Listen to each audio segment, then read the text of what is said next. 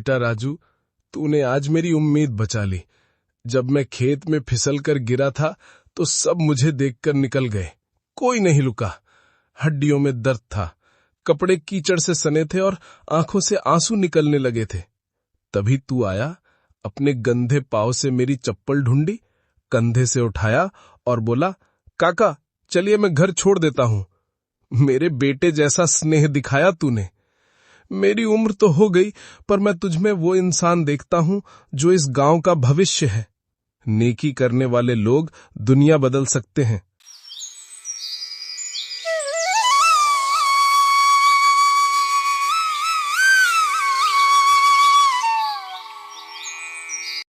करौलीपुर एक ऐसा गांव था जहां खेतों में फसलें कम मगर लोगों के दिलों में नेकी की फसल लहलहाती थी।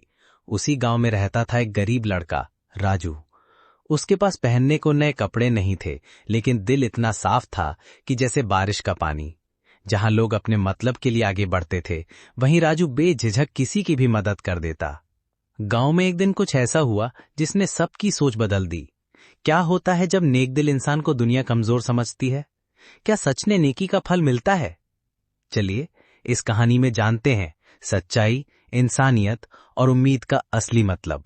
सब कहते हैं कि इस दुनिया में अच्छे लोगों का कोई मोल नहीं, लेकिन माँ हमेशा कहती थी, बेटा तू अच्छा काम करता रह, भगवान सब देखता है। कल जब चंदू काका गिरे थे तो कोई पास तक नहीं आया। मैंने बस दौड़कर उन्हें उठाया। मेरी जेब में पैसे नहीं थे, लेकिन उनका दवा लाने की जिम्मेदारी ले ली।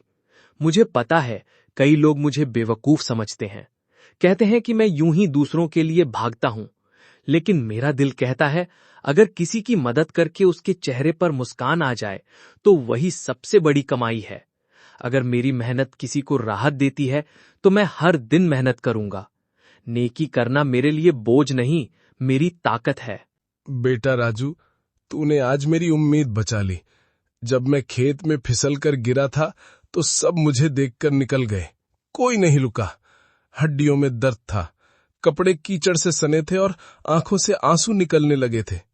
तभी तू आया, अपने गंदे पांव से मेरी चप्पल ढूंढी, कंधे से उठाया और बोला, काका चलिए मैं घर छोड़ देता हूं।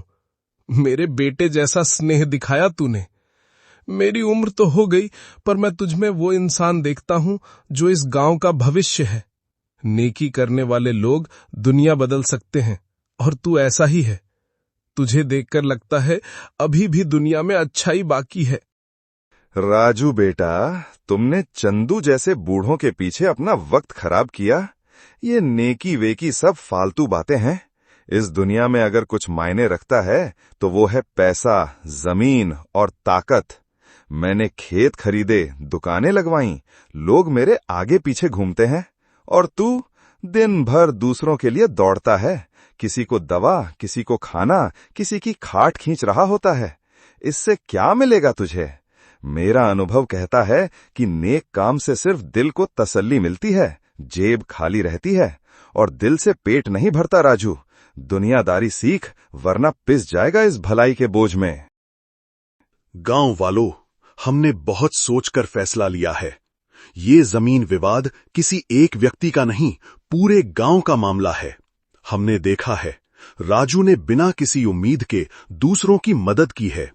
बारिश में चंदू काका की छत बनवाने में हाथ बटाया, स्कूल के बच्चों के लिए पानी भरवाया और गांव के कुएं की सफाई भी की। ये काम वो बिना किसी लालच के करता रहा। दूसरी तरफ शर्मा जी, आपने जमीनें जरूर खरीदी हैं, लेकिन कभी गांव के भले के लिए कुछ नहीं किया। इसलिए पंचायत तय करती है कि गांव के सामुदायिक भूभाग की देखरेख और उपयोग का अधिकार राजू को मिलेगा, ताकि वो इसे गांव के भले में लगा सके। यही सच्ची नेकी का फल है। और इस तरह करौलीपुर गांव ने देखा कि नेकी कभी बेकार नहीं जाती। राजू ने जो बिना स्वार्थ के काम किए, वो आज उसका सम्मान बन गए। जहां लोग उसे मजाक समझते थे, आज वही लोग उसकी तारीफ करते नहीं थकते। नेकी का फल शायद देर से मिलता है, लेकिन जब मिलता है तो वो मीठा ही नहीं, दूसरों के लिए भी प्रेरणा बन जाता है। जब कोई अच्छाई से आगे बढ़ता है तो बुराई चैन से नहीं बैठती। राजू की नेक दिली अब पूरे गांव में चर्चा बन गई थी।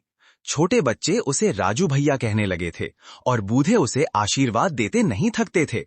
लेकिन एक शख्स ऐसा था जो इस बदलाव से परेशान था, शर्मा जी, जो खुद को गांव का मालिक समझते थे। अब उन्हें ये बात चुभने लगी थी कि लोग राजू की बात मानने लगे हैं। और फिर शुरू होती है एक साजिश। मुझे समझ नहीं आता ये लड़का सबको कैसे बेवकूफ बना रहा है। 2-4 मदद कर दी और सबने इसे मसीहा मान लिया। मैं सालों से गांव में हूं, पैसा लगाया है, खेती बढ़ाई है, और अब मुखिया इस छोरे को जमीन दे रहे हैं। ये सब दिखावा है, नेकी का नाटक। अब वक्त आ गया है इसे सबक सिखाने का। मैं उसे ऐसे फंसाऊंगा कि लोगों को उसकी सच्चाई खुद समझ आ जाएगी। अगर कल की पंचायत में इसके खिलाफ एक भी सबूत पेश कर दूं, तो इसका सारा नेकी वाला खेल खत्म हो जाएगा। देख लेना अब गांव में असली ताकत किसके पास है। मुझे कुछ ठीक नहीं लग रहा माँ। शर्मा जी अजीब तरह से देख रहे थे आज। गांव के कुछ लोग मुझसे कटे कटे से लगने लगे हैं। मैंने किसी का क्या बिगाड़ा है? जो भी किया बिना मतलब के किया। लेकिन अब अगर लोग मुझ पर शक करेंगे तो क्या करूं? मेरा यकीन है सच्चाई देर से सही पर जीतती जरूर है। मैं जो भी कर रहा हूं सिर्फ गांव के लिए है। अगर किसी को लगता है मैं दिखावा कर रहा हूं तो मेरे काम गवाह हैं, मेरे इरादे साफ हैं और भगवान भी। मैं पीछे नहीं हटूंगा। शर्मा जी ने चाल चली। एक झूठी शिकायत पंचायत में पहुंचा दी कि राजू ने सार्वजनिक कुएं से पानी चुराकर अपने खेत में डाला। गांव बंट गया, कुछ राजू के साथ, कुछ शर्मा जी के साथ। अब राजू के पास मौका था सच को साबित करने का, लेकिन क्या वो कर पाएगा? राजू, पंचायत में तुम्हारे खिलाफ गंभीर आरोप आया है कि तुमने गांव के कुएं से गैर कानूनी पानी निकाला और अपने खेत में डाला। अगर ये साबित होता है तो तुम्हारी नेकी पर सवाल उठेंगे, लेकिन हमें तुम पर भरोसा है, इसलिए हम तुम्हें मौका देते हैं अपनी बात रखने का। शर्मा जी ने गवाह भी लाए हैं, पर पंचायत को सच्चाई चाहिए, बहस नहीं। इस गांव को ऐसे ही 2 हिस्सों में नहीं बांटा जा सकता। अब वक्त है सच को सामने लाने का। बताओ राजू, क्या तुम सच में दोषी हो? मुखिया जी, मैंने अपनी आंखों के सामने माँ को पानी के लिए तरसते देखा है, इसलिए पानी का मोल जानता हूँ।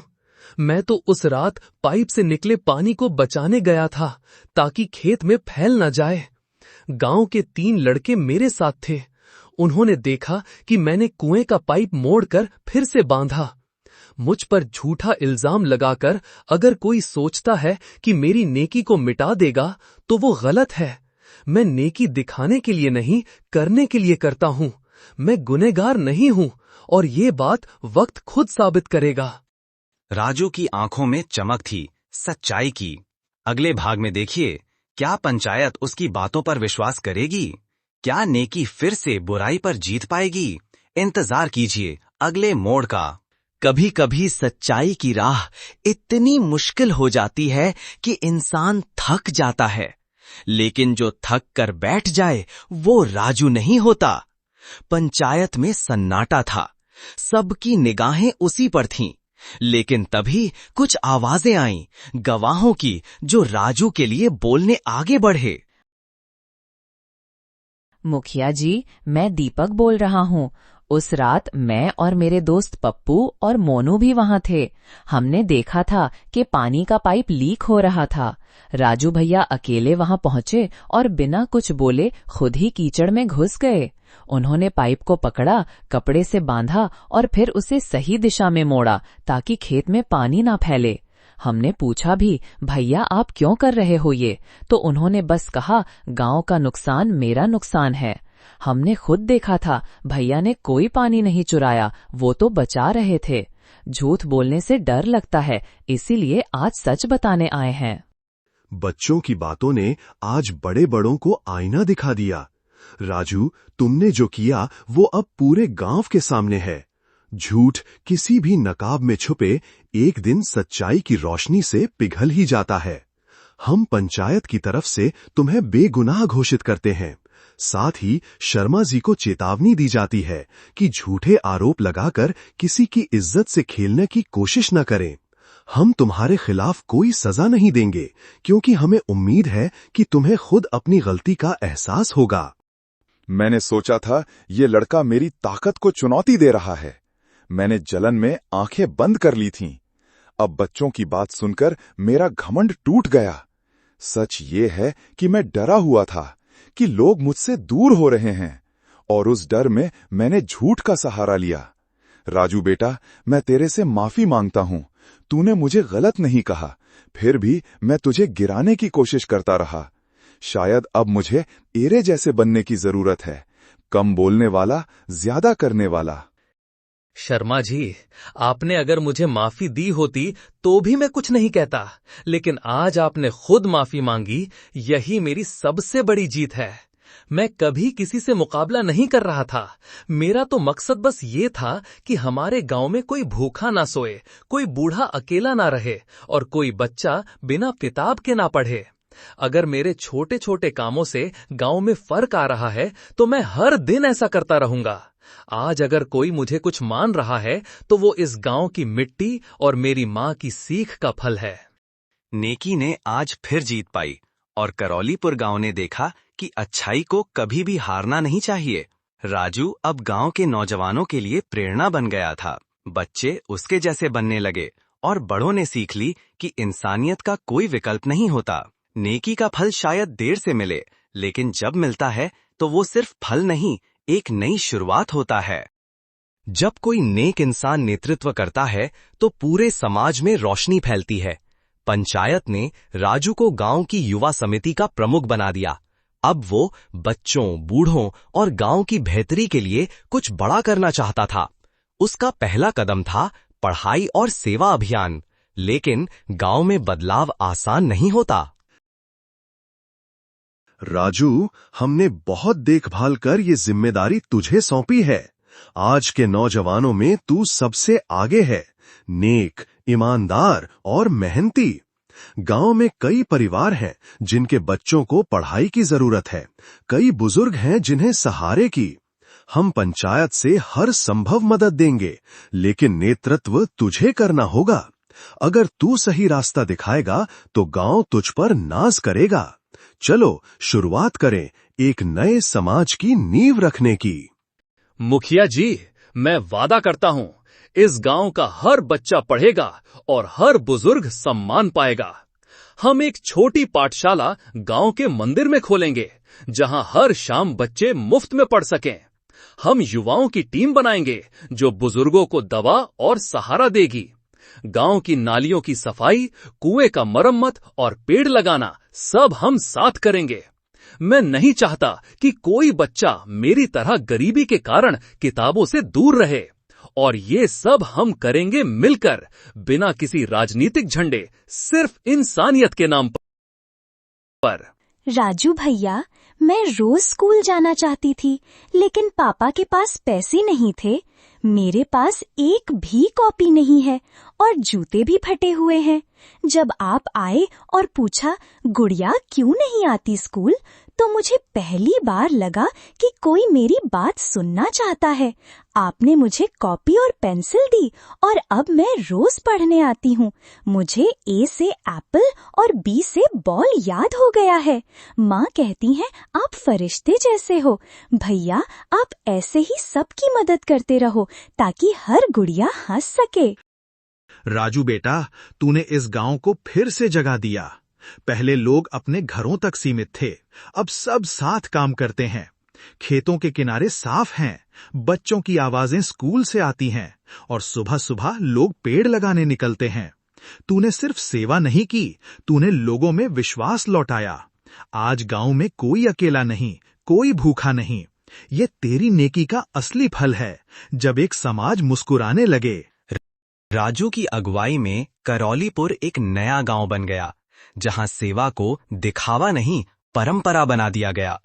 और सबसे सुंदर बात, राजू ने कभी खुद को नेता नहीं कहा, बस एक सेवक माना, क्योंकि वो जानता था नेकी जब बिना नाम के की जाए तो वो भगवान के नाम पर होती है। जब सब कुछ ठीक चल रहा हो, तभी जिंदगी एक नया इम्तिहान देती है।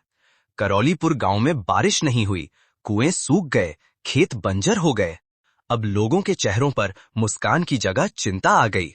जो कल तक एकजुट थे, अब अपने घरों में सिमटने लगे। क्या नेकी और सेवा का ये कारवां कूट जाएगा, या राजू फिर से एक उम्मीद की किरण बनकर उभरेगा? राजू बेटा, ये सब सेवा वेवा अब काम की नहीं रही। खेतों में पानी नहीं, घरों में हांडी सूखी पड़ी है। पहले तुझ पर भरोसा था, पर अब लग रहा है जैसे हम सब ने ख्वाब देखे थे। हम रोज मेहनत करते हैं, लेकिन ऊपर वाला ही नाराज है। पंचायत कुछ नहीं कर रही, और अब तू भी क्या कर पाएगा? अब तो लगता है हर कोई अपने लिए सोचे, यही सही होगा। काका, अगर हर कोई अब खुद के लिए सोचने लगेगा तो गांव बचेगा ही नहीं। हम साथ आए थे बदलाव के लिए, अब मुश्किल में साथ छोड़ दें? पानी नहीं है, ये सच है, लेकिन हम हाथ से हार मान लेंगे, ये गलत होगा। चलिए, हम खुद का तालाब बनाते हैं। गांव के पास खाली जमीन है। अगर हर घर से एक आदमी आए तो हम 7 दिन में मिट्टी खोद कर पानी रोकने की जगह बना सकते हैं। बरसात अब भी आ सकती है, और अगर ना आई तो हम पानी टैंकर से भरवाएंगे। मैं खुद सबसे पहले फावड़ा उठाऊंगा। नेकी करना आसान तब है जब हालात अच्छे हों। असली इंसान वही है जो मुश्किल में दूसरों का सहारा बने। राजू भैया, कल माँ कह रही थीं कि हमें अब शहर जाना पड़ेगा क्योंकि पानी नहीं है, लेकिन मैं नहीं जाना चाहती। मुझे अपने स्कूल की दीवारों से प्यार है, अपनी किताबों से प्यार है, आपसे भी।